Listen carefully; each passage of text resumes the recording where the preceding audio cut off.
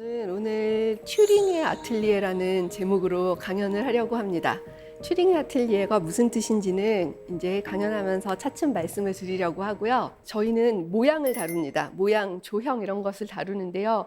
모양을 이렇게 바라보면은 거기서 그것을 근거로 많은 것들을 유출을 해낼 수가 있게 돼요. 사람들이 모양을 이렇게 창작을 해낼 때 자의적으로 만든다고 생각을 하거든요. 하지만 이 모양이라는 것은 머릿속에 있을 때가 사실은 가장 아름답습니다. 여러분도 아마 생각해 보셨을 거예요.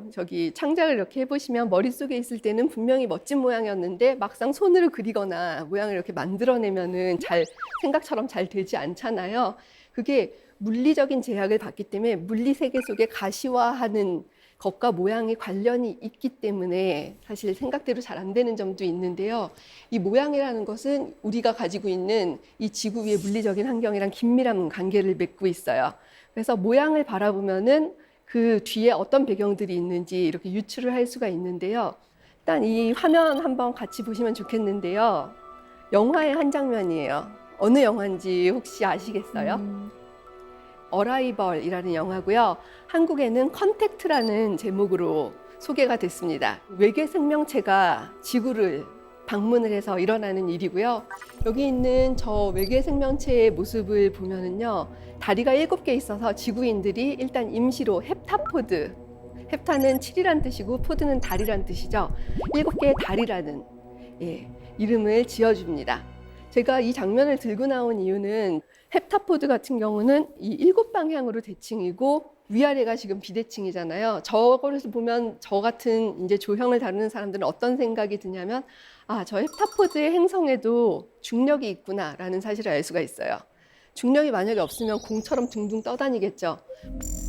그리고 저 가냘픈 다리로 저 육중한 머리를 유지하고 있는 것을 본다면 중력이 좀 약한 행성이라는 사실을 알 수가 있어요. 그래서 아마 헵타포드들은 지구에 와갖고 몸을 움직이기가 무거웠을 거예요. 그래서 그들만의 어떤 캡슐 안에 이렇게 들어가 있다는 사실을 알고 있고요. 그리고 다리가 7개인데 7개의 다리 끝에는 촉수가 있어요. 저 촉수에서 지금 헵타포드가 문자를 이렇게 쏘는 장면입니다. 7개의 촉수 위에는 또 7개의 눈이 붙어 있어요. 인간은 앞뒤가 비대칭이기 때문에 앞으로 보는 시선과 뒤로 보는 시선이 있어서 인간이 보는 시선은 이 한 방향적이에요. 한 방향만 이렇게 보통 볼 수 있고 내 앞에 벌어지는 일들이 미래에서 다가오고 내 뒤에 일어난 일이 과거로 이렇게 멀어져 간다는 이런 선형적인 시간 인식을 가지고 있습니다. 그런데 헵타포드는 7방향을 이렇게 동시에 보고 있기 때문에 헵타포드는 동시적인 시간관을 가지고 있어요. 처음과 끝이 없어요. 그래서 저 동그란 문자처럼 이 전체가 하나로 이어져 있고 이렇게 선형적인 시간관을 가지고 있지 않아요.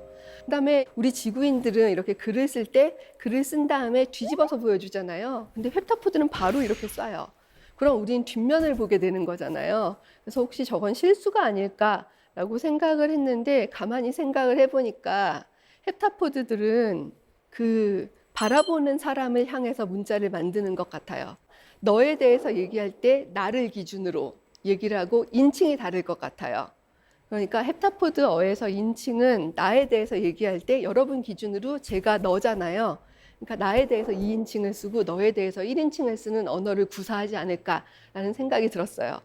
그렇게 배려가 많은 언어를 구사한다면 아마 공동체 감각이 발달했을 거고 고신뢰 사회일 거고 고신뢰 사회이면 고효율 사회일 거고 그럼 아마 문명이 훨씬 더 발달해 있을 거고 그렇기 때문에 아마 헵타포드가 지구까지 올 수 있지 않았을까라는 생각을 하는데요. 이 모든 것이 딱 저 한 장면을 바라보면서 제가 하는 생각입니다.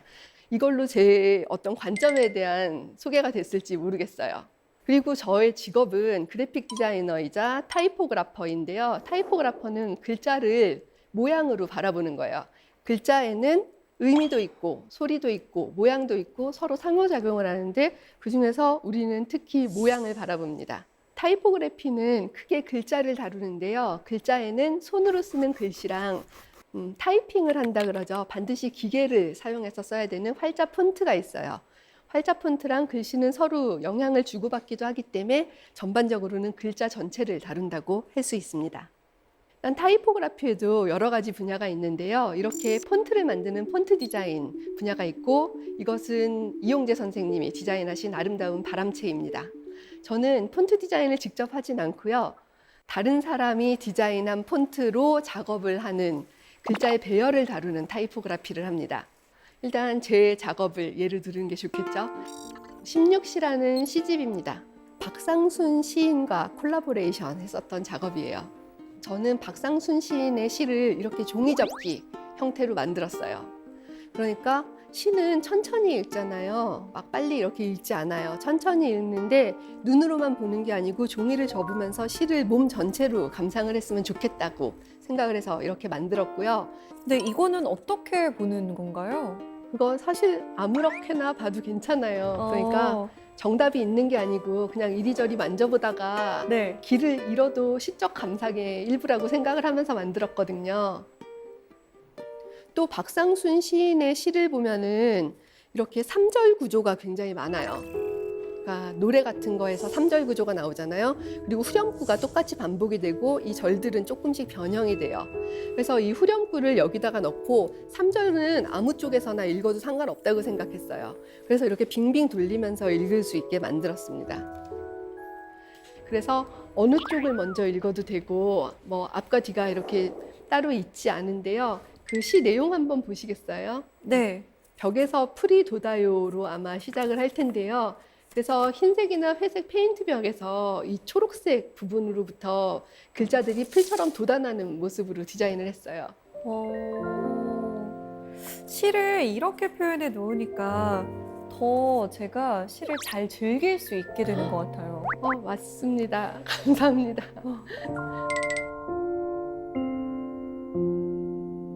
이 작품은 삼각형을 기본으로 해서 이렇게 삼각형 6개가 모여서 정육각형이 되는 기본 모듈을 가지고 있는데 직접 작업을 해보고 왜 사람들이 삼각형을 안 쓰는지 절실하게 느꼈어요. 그러니까 사각형이 훨씬 편하기 때문이에요. 그러니까 우리가 저 컴퓨터로 저 작업을 할 때 어떤 오브젝트라고 하거든요. 이 물건을 컴퓨터 위에서 작업을 하면은 WH, 그러니까 너비랑 높이로 정의를 하고 그게 어느 위치에 있는지 X축과 Y축 좌표로 정의가 돼요. 그러니까 기본적으로 사각형을 전제로 하고 있는 거죠. 근데 이거는 기본 모듈이 정삼각형이잖아요. 정삼각형을 넣으니까 작업하기가 정말 힘들었었던 이유가 여러분 정삼각형의 밑변 대 높이 대 빗변 기억나시나요? 중학교 때 배웠었던 건데요. 1대 루트 3대 2죠. 밑변이 정수이려면 이 높이에 불가피하게 무리수가 들어가요. 근데 우리가 사용하는 컴퓨터 프로그램에서는 이 WH, XY 이 좌표에 무리수를 입력할 수가 없어요. 그래서 정삼각형을 못 만들게 만들어 놓은 거죠. 그러니까 우리가 정삼각형이 싫어서 하지 않는 게 아니고 우리가 사용하는 컴퓨터 환경이 우리로부터 정삼각형을 뺏어간 거나 다름없어요. 그래서 저 이 작업하면서 정말 마음이 힘들었던 게 뭐냐면 결국 무리수 어떻게 처리했냐면 소수점 아래 세 자리까지 다 일일이 계산해서 넣었어요. 근데 소수점 아래 세 자리면은 밀리미터 단위니까 오차가 거의 보이지 않는 수준이거든요. 하지만 이게 계속 겹치잖아요. 그러니까 오차가 쌓여가면서 마음이 너무 괴로워지는 거예요. 딱 떨어져야 즐거운데. 그러니까 기술이 우리를 편리하게 하지만 기술은 어떤 것들을 우리의 몸으로부터 움직임이라던가 우리가 잘 쓸 수 있는 정삼각형 같은 도형 같은 것을 데려갈 수도 있어요. 그런 거에 대해서 가장 민감하게 파악을 해서 문제 제기를 하는 사람들이 예술가이고 또 디자이너라고도 할 수가 있습니다. 그리고 박상순 시인의 빨리 걷다라는 시가 있는데요. 저 시적 화자가 걷고 있는데 제가 느끼기에는 비틀비틀 걷다가 한참 가다가 어떤 물건이 나타나고 또 가다가 바로바로 뭐가 나타나기도 하고 듬성듬성 나타나기도 하고 이런 광경이 그려졌는데요. 저 시가 그냥 일반적인 시집에 놓이면 우리가 보통 시집에서 시를 읽을 때 왼쪽에서 오른쪽, 위에서 아래로 읽잖아요. 그냥 저렇게 읽으면은 이 시적 화자가 등속 직선 운동을 한다고 강제를 하게 됩니다. 그러니까 똑바른 걸음으로 척척척척 걸으면서 등간격으로 물건들이 이렇게 나온다고 생각을 하게 돼요. 그렇기 때문에 타이포그라피라는 것은 이 텍스트를 불가피하게 해석을 합니다. 그래서 저는 저거를 박상순 시인의 시상을 건져내고 싶었어요. 그래서 저 옆에 있는 파란색 종이 접기를 한 걸 보면 밤하늘에서 시적 화자가 계속 한 자리를 빙빙 도는데 결국은 자기 자리로 되돌아오는 그 어떤 심상을 이 타이포그라피로 재현을 하고 싶었고요. 이것은 또 다른 저의 작업인데요. 국립현대미술관에서 작가로 참여를 하면서 수학에 대한 작품을 하나 만들었는데요. 저는 동아시아 수학에 대한 작품을 만들었어요. 동아시아 수학서들에는 조금 특징이 있는데요. 이것은 옛 문서인데요. 춤추는 사람들 8명이 가운데 있는 북을 바라보고 있어요. 동아시아에서는 희한하게도 안쪽에서 바깥쪽 저렇게 방향이 여러 가지가 있어서 빙빙 돌려가면서 문서를 보게 만들더라고요. 저런 특성을 반영을 하고 싶었어요. 그래서 저런 특성을 반영을 해서 만든 게 제가 국립현대미술관에서 설치했었던 저 작품이고, 저것은 일종의 책인데 제가 만든 책 중에서 가장 큰 책이라고 할 수가 있어요. 저 한 칸이 가로 세로 1m고 전체가 9칸이니까 9제곱미터에, 아래 면적만 9제곱미터에 이르르는 책이었었는데요. 저 책의 구성은 보통 서양에서는 1부터 10까지 선형적으로 일렬식으로 전개가 되잖아요. 근데 저거는 하도 낙서 중에서 낙서의 배열을 따르고 있어서 낙서는 마방진이에요. 5가 가운데 있고 가로, 세로, 대각선의 합이 모두 15가 되는 배열입니다. 저런 이 사각형 위에 올려져 있는 방향이 다채로운 저런 배열이 이 동아시아 수학에서 썼던 배열이에요. 그래서 저런 배열을 보여주고 싶었고요. 그래서 저 설치 공간 안에 관객들이 이렇게 들어가면은 1부터 10까지 차례로 보는 게 아니고 어디서부터 시작해도 좋고 어디서부터 끝나도 좋은 그런 배열을 가지고 있었고요. 관객들이 저 작업을 완성하고 있는 모습입니다. 그리고 이거는 저 설치물에 대한 이 설명 리플렛인데요. 여기는 일반적인 책처럼 위에서 아래 그리고 왼쪽에서 오른쪽으로 이렇게 만들어져 있어요. 근데 여기 보면 이게 제가 만들었었던 그 마방진이고 가운데 오자가 있죠. 그리고 다른 숫자들이 가운데 오자를 이렇게 다 바라보면서 있어요. 저 모습을 이렇게 문서에서 그대로 재현을 시켰습니다.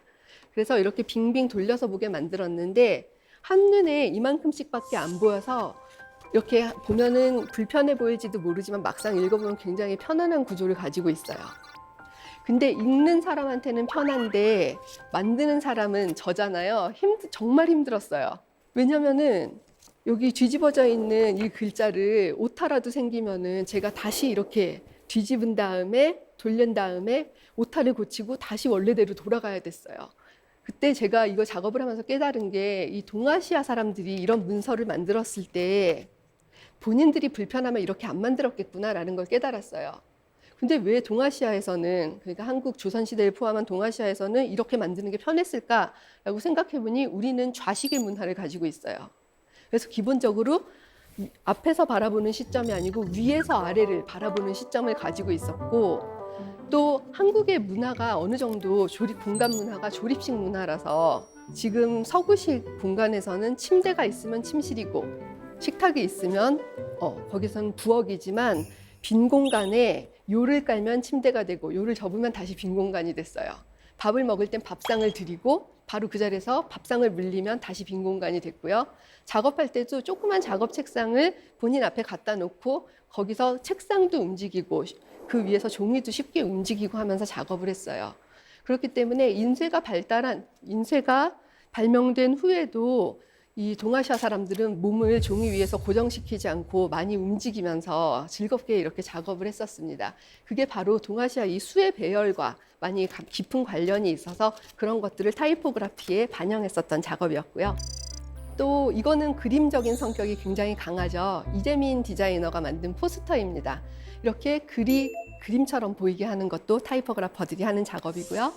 물론 오늘날은 이제 인터넷 시대가 되다 보니까 이런 웹 디자인도 타이포그래퍼들이 많이 다루고 있고 이제 움직임과 인터랙션이 긴밀하게 개입이 됐습니다. 이렇게 타이포그래피는 시대랑도 반응을 하고 당연히 기술적인 환경하고도 반응을 하죠. 이거는 이 율리아 본이라고 스위스 출신의 네덜란드 디자이너가 만든 작업인데요. 이것도 타이포그래피고 굉장히 실험적인 작업이에요. 가장 왼쪽을 보면 초록색 숫자가 이렇게 쭉 이렇게 위에서부터 아래로 배치가 되어 있잖아요. 이것은 일종의 규칙을 생성하는 디자인이라고 할 수 있는데 규칙 보이시나요? 굉장히 간단한 규칙이 있는데 보통은 1, 2, 3 하고 1에서부터 10까지 쓰잖아요. 아래로 갈수록 폭이 점점 넓어지고 있죠. 저 간단한 규칙을 하나 만드는 거가 디자이너가 한 일이었어요. 일반적이지 않은 규칙을 만드는 거죠. 그래서 그냥 1부터 10까지 썼다면 작품이 아니었을 텐데 저 규칙을 수행하는 거가 작품을 작품으로 만듭니다. 두 번째 작품 보시면은 숫자들이 보일 텐데요. 엄밀하게 말하면 저긴 숫자가 하나도 없어요. 저 작품에는요. 규칙 보이시나요? 수수께끼. 선으로 이루어진 숫자들인데 그 숫자들이 순서대로 적혀 있는 것 같기도 하고 어떤 규칙이 있는 것 같긴 한데요. 네, 정확해요. 정확한데 조금 더 가시면은 네. 완벽한 규칙인데 뭐가 있는 건가요? 각 숫자를 구성하는 수만큼, 숫자만큼 저 작대기들이 있어요. 아, 첫 번째 1은 작대기가 하나 있고 2는 작대기가 2개, 3은 작대기가 3개, 4는 4개, 7은 7개, 그리고 30, 40까지 오면 세보진 않았지만 아마 30개, 40개가 있겠죠? 그래서 뒤로 갈수록 숫자들이 커졌던 그렇죠. 거군요. 네. 근데 이 규칙 생성 디자인의 묘미는 뭐냐면 저 7 같은 경우 한번 보시겠어요? 7은 획수가 적잖아요. 2개나 뭐 쓰는 사람에 따라서 획수가 3개밖에 안 되는데 7개의 작대기를 다 넣다 보니 저런 이상한 모양이 나와요. 그래서 사람이 하나하나 디자인할 때는 절대 나오지 않는 이상한 모양이 나오는 것이 규칙 생성 디자인의 묘미이기도 합니다.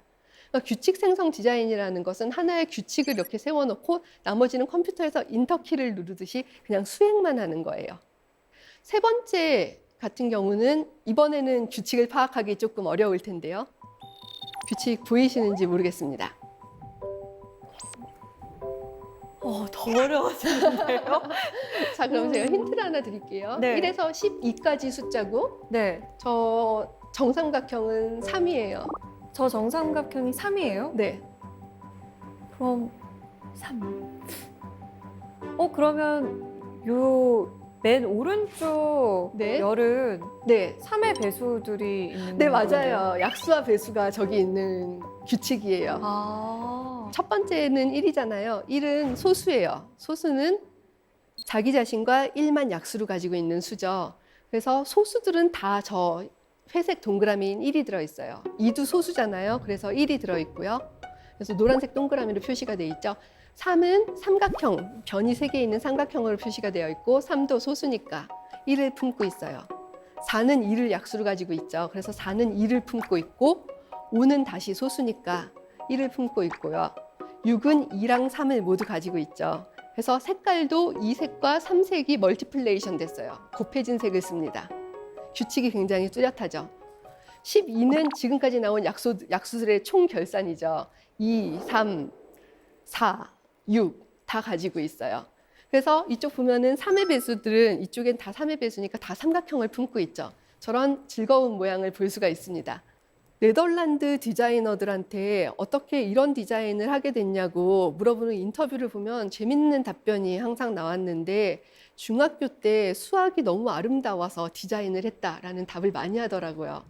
그래서 그렇게 디자이너가 된 분들이 이런 작업들을 많이 해요. 이 수와 숫자에서 굉장히 아름다움을 느끼시는 것 같아요. 그런데 어릴 때는 한국에서 수학을 공부하셨잖아요. 그때도 이렇게 아름다움을 느끼셨나요? 저는 수학 좋아했어요. 수학, 과학 다 좋아하고 미술도 좋아했는데 미술을 제일 좋아하니까 당연히 미술을 전공을 했는데요.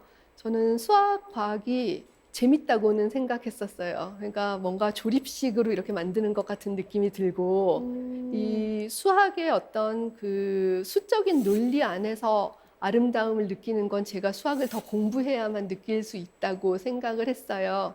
근데 저 율리아 보른 같은 네덜란드 디자이너들이 수를 가지고 이렇게 작업을 하는 모습을 보고 아, 내가 느꼈었던 것을 다시 작업으로 끌어올 수 있겠구나라는 것은 뒤늦게 깨달을 수 있었어요.